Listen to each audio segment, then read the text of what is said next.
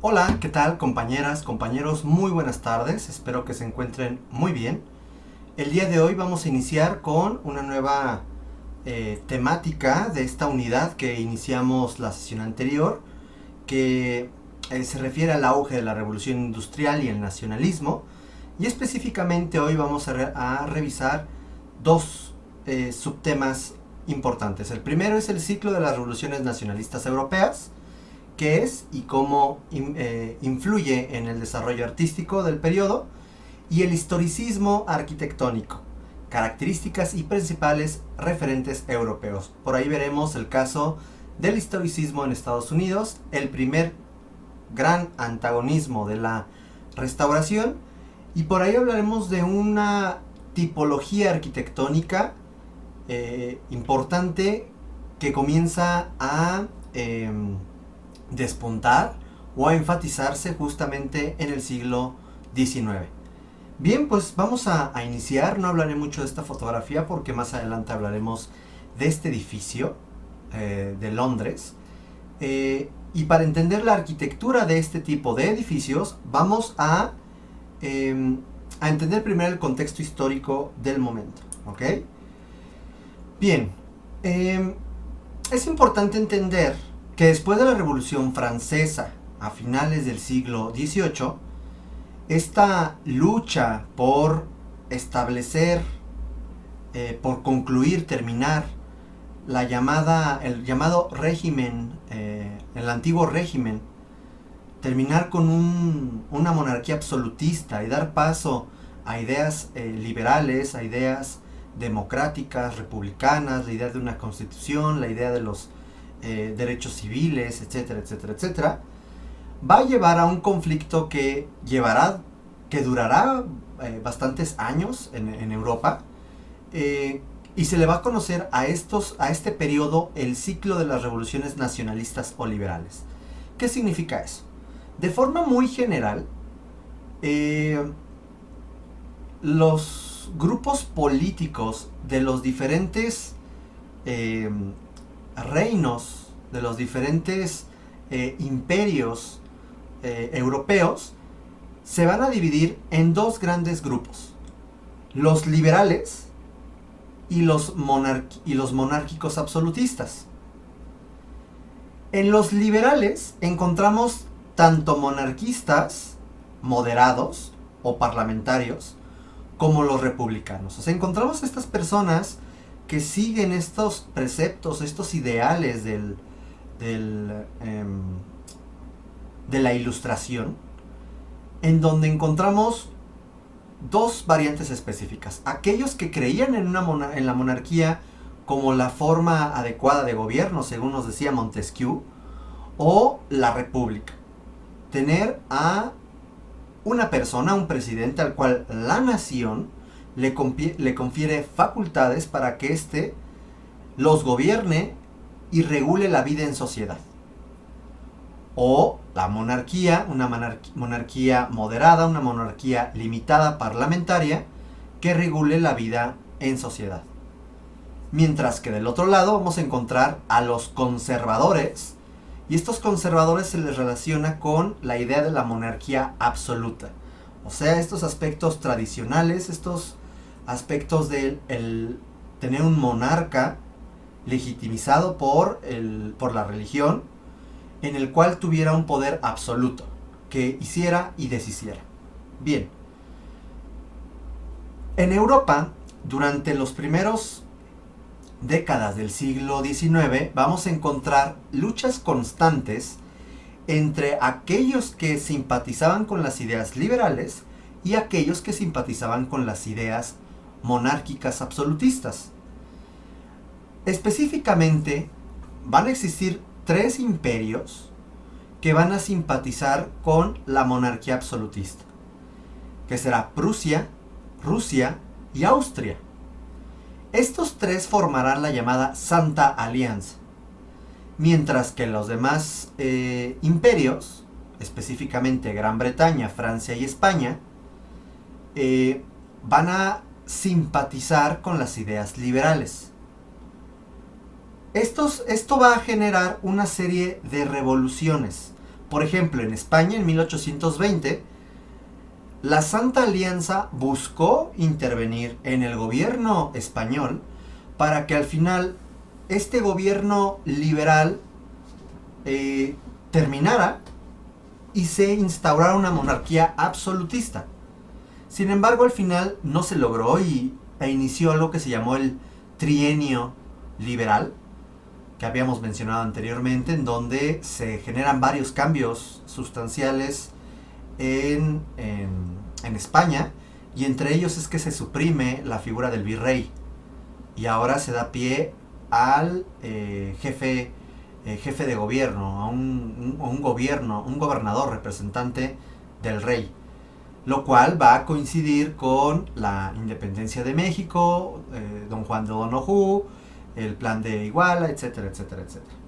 Bien, es importante además señalar que 10 años después en Francia habría también otra revolución, un cambio, en donde la llamada Santa Alianza buscaba terminar con esta república restaurada francesa, pero al final no se logró y continuó siendo un gobierno liberal. Y de pronto en 1848 resulta que surge un montón de revoluciones por toda Europa, específicamente en Francia, Prusia, los territorios ahora previos al desarrollo de Alemania, como Frankfurt o Múnich, al Imperio Austrohúngaro en ciudades como Viena, Budapest, Vilagos, Zagreb, Venecia, que Venecia en ese entonces era del Imperio Austriaco, así como otras ciudades italianas, Turín, por ahí vamos a encontrar Milán, Módena, Florencia, Roma, una serie de estallidos revolucionarios en donde se dio o se gestó una lucha entre los conservadores y los liberales. Al final, a esto que se le llamaría la Primavera de las Naciones, triunfaría el pensamiento liberal sobre el monarquista absolutista o los conservadores. Esto va a generar un cambio y una moderación en la forma de gobierno y del pensamiento de cada uno de estos estados.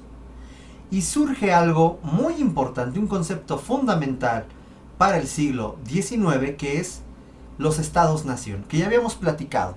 La idea de la nación, la idea de sentirse orgulloso por su idioma, por sus símbolos patrios, por su bandera, por su himno, por su identidad, sus raíces, la idea del nacionalismo. Y es aquí cuando el proyecto de los estados-nación comienza a impulsarse y a desarrollarse. Sí, los monarcas, los reyes, los presidentes son una figura de una forma de gobierno de un estado, pero la nación soberana, la conforma cada uno de los miembros de la sociedad de ese reino, de esa república, de esa monarquía, de ese imperio. Y por lo tanto ellos tienen el poder, el cual a partir de sus representantes, ya sea por ejemplo diputados, senadores, en esta división de poderes que es el legislativo, ejecutivo y judicial, comienza a regularse la vida en sociedad. Ya hablamos entonces de poderes limitados, de división de poderes. El rey, el monarca, el emperador, utilizando constituciones, códigos civiles, parlamentos, cámaras de senadores, cámaras de diputados, etcétera, etcétera, etcétera. Bien, esto va a generar que de pronto naciones que en ese momento no estaban conformadas comenzaran a consolidarse. Uno de ellos va a ser la unificación del Reino de Italia. Italia durante muchísimo tiempo y desde la caída del Imperio Romano de Occidente siempre se vio dividida. Principalmente centro-sur con el Reino de Sicilia o el Reino de Nápoles, y en la parte centro-norte con un montón de repúblicas, ducados, principados, etcétera, que durante la revolución, durante el Renacimiento tuvieron un importante papel. Y los estados pontificios o estados papales de origen medieval, que va a tener una gran importancia en el desarrollo occidental y primero en el cristianismo y posteriormente en el catolicismo o cristianismo romano apostólico, será un territorio importante para el desarrollo y el devenir de la península itálica. Pero resulta que Giuseppe Garibaldi impulsaría la unificación de esta gran cantidad de territorios de la península itálica, incluyendo los estados pontificios. De hecho, aquí vemos las fases de la unificación, iniciado en 1859, ya en la segunda mitad del siglo XIX. Cerdeña, comenzamos con el reino de Cerdeña, la unificación, la adquisición de Lombardía, la adquisición en 1860 de gran cantidad de la península itálica, incluyendo parte del territorio de los estados pontificios. De pronto por ahí unos territorios italianos como Saboya y Niza terminan dándoseles a Francia, pero una serie de adquisiciones posteriores hasta 1870, cuando inicia un periodo histórico de impulso francés llamada la Belle Époque, de la cual luego platicaremos. Comienza a anexar Venecia, comienza a anexar los estados pontificios. En Roma se le termina dando un pequeño espacio que es la Basílica de San Pedro y territorios en torno a la basílica, y forman al estado o al país más chico del mundo, que es la Santa Sede. Pero todos los dominios del Papa terminan a pasar al Reino de Italia. Hasta 1920 vamos a tener que de pronto la región de Tirol y de Istria, en lo que es la parte norte de Croacia, pasan a ser parte del territorio italiano. Entonces, Víctor Manuel II se convierte en el primer rey de una Italia unificada, y surge esta famosa bandera que nos es muy reconocible, y el escudo es este escudo de armas italiano con una corona que se refiere a la unificación de Italia. Algo similar va a pasar con Alemania. Alemania resulta que para 1860, y una vez que ya había pasado varias décadas de que el Sacro Imperio Romano Germánico había caído ante las tropas napoleónicas y se forma la Confederación del Rin, los territorios que conformaban este territorio comenzaron a independizarse, a aliarse y a unirse a otros territorios. El reino de Prusia, del cual ya habíamos platicado cuando se habló de estas etapas del neoclásico, comenzó a tener cada vez más auge. Esto significó que en la década de los 60 Prusia comenzaría a ampliar sus territorios, a comenzar a entrar a una tensión con Austria, y para finales de la década de los 60 ya había conformado la llamada Confederación de Alemania del Norte, para que al final, gracias al trabajo de Otto von Bismarck, pudiera unir todos estos territorios, incluyendo la región de Baviera, que es la parte sur de Alemania, y se forma el Segundo Reich, el Segundo Imperio Alemán. Surge la unificación de Alemania y como tal surge Alemania, la cual no existía. Estamos hablando de eso en la década de los 60 del siglo XIX, colocando a Wilhelm I como el rey, como el gobernador de este reino de Alemania. Y pasa de ser esta bandera prusiana a esta bandera que va a representar al reino de Alemania. Entonces, se desarrollan estas dos grandes potencias que se unen a las otras, como la República de Francia, el Imperio Austrohúngaro, que en este momento ya Austria se había unido con un reino llamado Hungría, y forman al poderoso Imperio Austrohúngaro, junto con Rusia, junto con Gran Bretaña, junto con España, se van a convertir en estos grandes reinos e imperios europeos. Aquí cabe destacar el papel del llamado Segundo Imperio francés.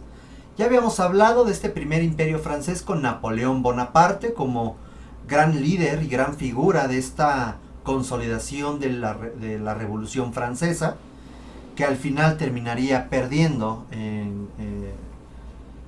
el poder, fue exiliado y al final murió en el exilio y perdió las últimas guerras. Se restablece una república liberal en Francia y un señor a mediados del siglo XIX que se decía ser familiar de Napoleón, pero que hoy en día se sabe que no tiene nada que ver con Napoleón Bonaparte. Este señor, de nombre Napoleón III, es proclamado presidente entre 1848 a 1852. Y en el 52 da un golpe de estado y él mismo se autoproclama emperador de los franceses. Algo así como el primer Napoleón. Y entonces bajo este gobierno que va a durar, en términos resumidos, de 1848 a 1870, cuando pierde una guerra muy importante frente a los alemanes y que termina este periodo de estabilidad francesa al mando de Napoleón III, es que vamos a encontrar una fuerte estabilidad artística, militar, social, económica de Francia, y se va a convertir en un referente. A este se le llama el desarrollo artístico del llamado Segundo Imperio Francés o de Napoleón III. Este señor tiene que ver con la intervención francesa. Este señor tiene que ver con que fue el que colocó a Maximiliano de Habsburgo como emperador de México, que después nos va a sonar.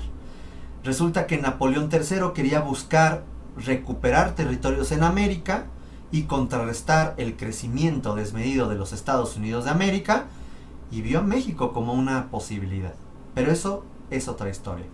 Dentro de su gobierno vamos a encontrar que una academia de artes, la cual ya habíamos mencionado desde la Revolución Francesa, la Academia de las Bellas Artes o la École des Beaux-Arts en París, va a ser la principal institución académica artística del quehacer, de la educación y de la imposición de las directrices de la pintura, la arquitectura, el dibujo, el grabado, etcétera, etcétera. Dentro de su gobierno, esta escuela va a obtener su autonomía y va a dejar de ser una escuela controlada por el Estado. Y es así como en 1863 esta escuela va a generar un despunte, siendo una escuela muy conservadora, que seguía con una tradición neoclásica. De pronto comienza a generar unas modificaciones específicas que dará pie a una nueva corriente arquitectónica que conoceremos como el eclecticismo o el academicismo. Pero de eso hablaremos en otra sesión. Pero es importante señalar que debido a este contexto político es que se va a desarrollar el auge de esta Academia de las Bellas Artes, de Beaux-Arts. ¿Sale? ¿Qué va a pasar con la gran competencia de Francia? Ya no es España, no es Alemania, será Gran Bretaña. Y resulta que van a tener un personaje que va a durar muchísimos años. Como que las reinas británicas duran casi el siglo. Se da una época dorada para Gran Bretaña bajo el gobierno de la gran reina Victoria. La reina Victoria va a gobernar de entre 1837 hasta 1901. Gobernó gran parte, o 2/3 realmente, del siglo XIX. ¿Ok? Durante su gobierno, que se le va a conocer como el periodo victoriano, o la edad victoriana, la época victoriana, vamos a encontrar un gran cambio industrial, vamos a encontrar un gran cambio cultural, político, científico y militar, que ya desde el siglo XVIII, con la revolución industrial, con el liberalismo, con la monarquía parlamentaria, se había comenzado a gestar este gran crecimiento de ultramar de Gran Bretaña en la India, en Asia, en África, en el norte de América, en Oceanía, resulta que se va a consolidar en el siglo XIX. Vamos a encontrar una consolidación imperial, una máxima extensión territorial, una búsqueda de evidenciar su poderío frente a los demás mediante las exposiciones universales. Y es así como su esposo, en 1851, inaugura la primera gran exposición universal en un edificio llamado el Crystal Palace, del cual habíamos platicado anteriormente. El Crystal Palace será una obra muy importante, de la cual en breve les comentaré. Aquí tenemos esta temática que habíamos comenzado la sesión anterior y que no concluimos, el Crystal Palace, la gran obra emblemática, la cual daría pie a una serie de exposiciones universales en donde los diferentes países invitados van a mostrar sus avances tecnológicos y artísticos al mundo. El Crystal Palace fue la alardía tecnológica de la Gran Bretaña frente a los demás países del mundo occidental. Esta gran exposición del Crystal Palace, diseñada por Joseph Paxton, vamos a encontrar que es una gran obra de ingeniería en donde encontraremos la suma de estructuras de hierro dulce, hierro vaciado, hierro forjado, una serie de articulaciones, los cuales van a generar que se pueda librar estos claros, y el manejo del vidrio extruido.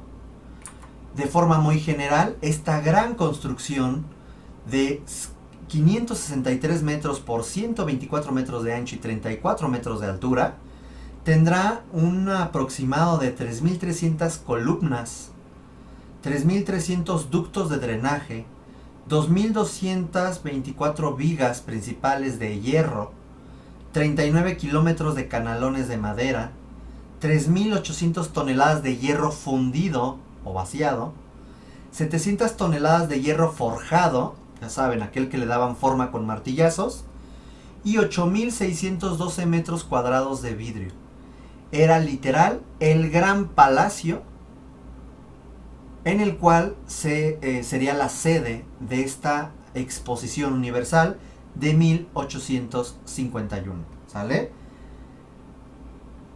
Bien, cerramos este paréntesis y regresamos a la llamada época victoriana, que posteriormente veremos algunas otras cosas. Es importante entender que en esta llamada época victoriana encontraremos el manejo, por ejemplo, de este tipo de arquitectura, que es una arquitectura doméstica, en el cual, se fijan, tienen ciertos elementos que nos recuerdan a cosas del pasado, a ciertas propuestas esquemáticas del pasado, propuestas formales arquitectónicas. De pronto pareciera un tanto gótico este tipo de arquitectura. Resulta que en el siglo XIX, y gracias a estas revoluciones nacionalistas y a la consolidación de estos grandes reinos e imperios y repúblicas, Francia y Gran Bretaña se van a volver en los grandes referentes culturales del momento. Habían algunos que simpatizarían con el desarrollo artístico del periodo victoriano o la época victoriana, y otros que van a simpatizar con el desarrollo artístico del periodo del segundo imperio francés de Napoleón III. Algo muy distintivo de esta época victoriana es, sin lugar a dudas, la ropa. Estos ropones, esta ropa femenina, la ropa de caballero con estos trajes, estos sombreros, va a imponer, sin lugar a dudas, una moda global. Eso será algo importante y es algo de los muchos legados que dejó la época victoriana, del cual platicaremos más adelante.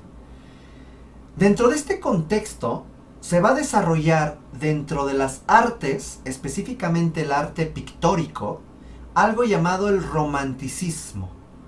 El romanticismo es una tendencia pictórica de 1800 a 1850 que, si se fijan, coinciden con la segunda etapa de la arquitectura neoclásica.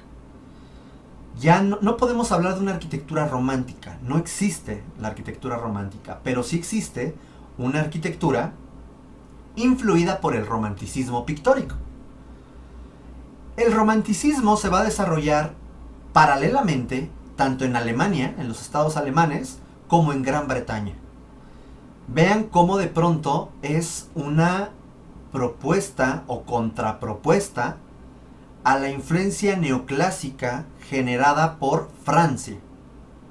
Ahora están buscando una nueva alternativa, Gran Bretaña y Alemania, que se llamaría el romanticismo. El romanticismo surge como una contrarreacción a la Ilustración. Ya no querían racionalismo, ya no querían crítica, fue un exceso.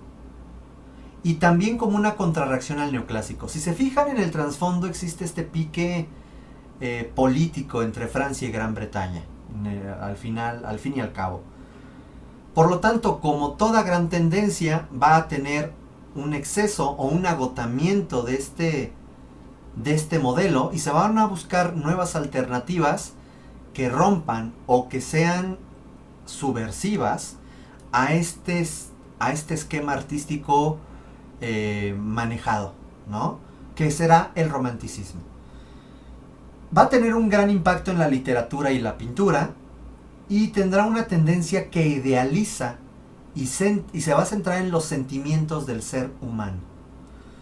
Va a buscar exaltar el yo individual, el sentimiento de soledad, de nostalgia, de introspección y de melancolía, la evasión de la realidad y el espíritu de rebeldía. Fíjense, cosas que establecía la Ilustración ahora dicen, no, ya hay que relajarnos, a ver, tranquilos. Una exaltación de la imaginación y del sentimiento, la identificación con la naturaleza y el desarrollo de propuestas paisajísticas, pictóricas específicamente, búsqueda de la libertad creadora, algo que no permitía el neoclasicismo. Aquí decían, bienvenida a la habilidad creadora, ese espíritu creador. Era una tendencia idealista, se enfatiza la intuición y el instinto, y no existe la obra perfecta. Las obras son imperfectas, son inacabadas, perfectibles, son abiertas. Si se fijan, son varios esquemas que son totalmente contrarios a los esquemas establecidos por la Ilustración o los ideales de la Ilustración y del neoclasicismo.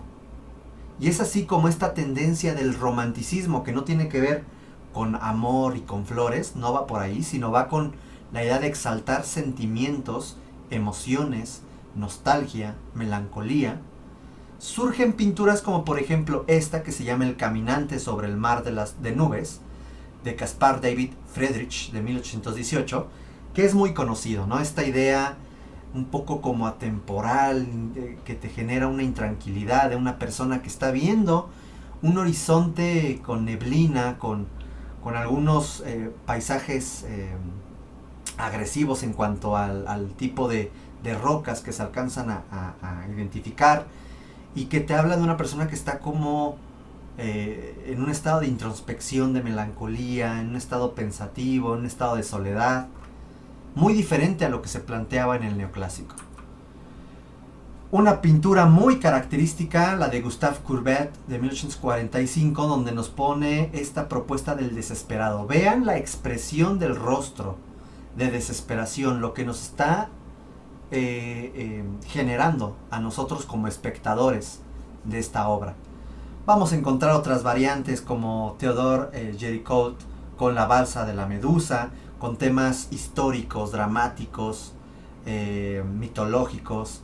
El alma de la rosa de William Waterhouse de 1809, en donde ahí nos habla de un ambiente idealista, donde se enfatizan ciertos aspectos como el amor, la serenidad, etcétera, etcétera, etcétera. La famosa obra de Eugène Delacroix, La libertad guiando al pueblo, que se refiere mucho a estas revoluciones liberales del periodo, y temas paisajísticos como la Catedral de Salisbury, de John Constable de 1823. Aquí vamos a dejar esta primera parte de la exposición y en breve continuamos. Gracias.